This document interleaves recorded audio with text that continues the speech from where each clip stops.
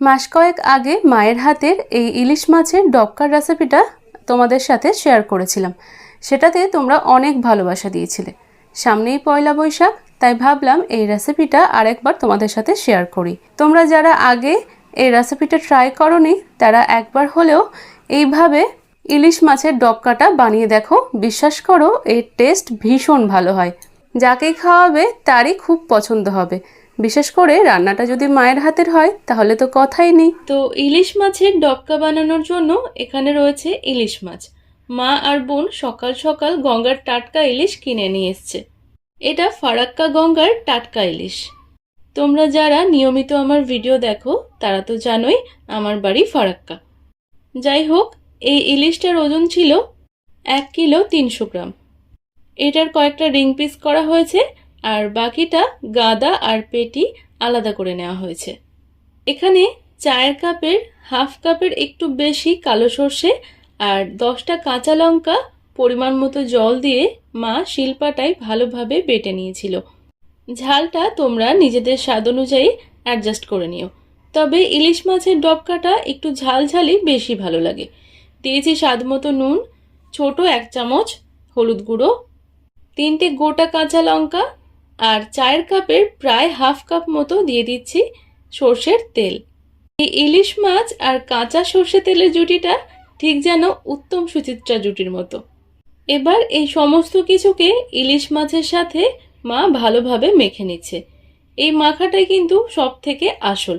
এগুলোকে যত ভালোভাবে মাখবে রান্নার স্বাদ তত বেশি ভালো হবে। সবকিছুকে মাখার পর এটাতে দিয়ে দিতে হবে পরিমাণ মতো জল। শিলপাটা ধোয়া জলটা এখানে ব্যবহার করেছি।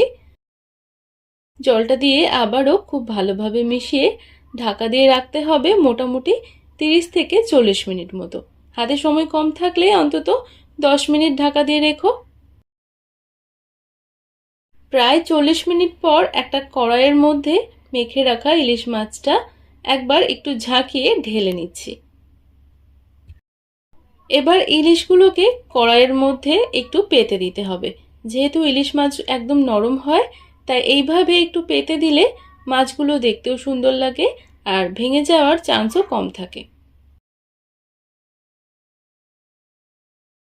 এরপর যে বাটিটার মধ্যে ইলিশ মাছটা মাখিয়ে রাখা হয়েছিল সেটাতে অনেক মশলা লেগেছিল, তাই বাটিটা ধুয়ে জল দিয়ে দিয়েছি পরিমাণ মতো।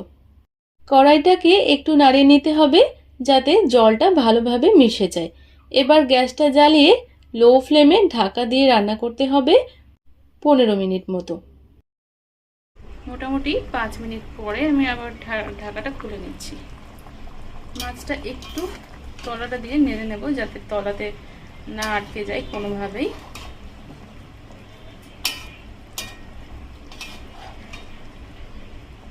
পারলে একটু ওলট পালট করে দিতে হবে। আর যেহেতু ইলিশ মাছ নরম হয় তাই খুব বেশি নাড়াচাড়া না করলেও কোনো অসুবিধে হবে না। একটু তলা দিয়ে হালকা নাড়িয়ে নিলেই হয়ে যাবে। নাড়িয়ে নিয়েছি। একবার ওলট পালট করার পর আবারও এটাকে ঢাকা দিয়ে রান্না করতে হবে কিছুক্ষণ। মোটামুটি আরও 6-7 মিনিট পরে ঢাকাটা খুলে নিচ্ছি। ঢাকাটা খোলার সাথে সাথে না অসম্ভব সুন্দর একটা গন্ধ বেরিয়েছে। মায়ের হাতের এই স্পেশাল ইলিশ মাছের ডবকা একদম রেডি হয়ে গেছে। এবার সবশেষে দিয়ে দিতে হবে কিছুটা পরিমাণে কাঁচা সর্ষের তেল। এটা ছাড়া ইলিশ মাছ রান্না একদমই অসম্পূর্ণ। এবার না মিশিয়েই আঁচটা বন্ধ করে ঢাকা দিয়ে রাখবো 10 মিনিট মতো। ইলিশ মাছের কোন রেসিপিটা তোমরা সব থেকে বেশি খেতে পছন্দ করো সেটা কমেন্ট সেকশনে আমাকে অবশ্যই জানিও। ইলিশ মাছের ডবকাটা গরম গরম ধোঁয়া ওঠা ভাতের সাথে খেতে অসাধারণ লাগে আমার। এই রেসিপিটা কাদের কাদের বাড়িতে হয় সেটা আমায় কমেন্ট সেকশনে জানিও। আর যারা বাড়িতে বানাবে ভাবছো, এটা বানানোর পর আমাকে ছবি শেয়ার করতে ভুলো না যেন। যারা এই রেসিপিটা আগে কখনো খাওনি আমি তাদের বলবো তোমরা একবার হলেও এই রেসিপিটা বাড়িতে বানাও, খেতে অসাধারণ লাগে। এখনকার মতো এই পর্যন্তই, আবার দেখা হবে পরবর্তী রেসিপির সাথে। ভালো থেকো, সুস্থ থেকো, টাটা।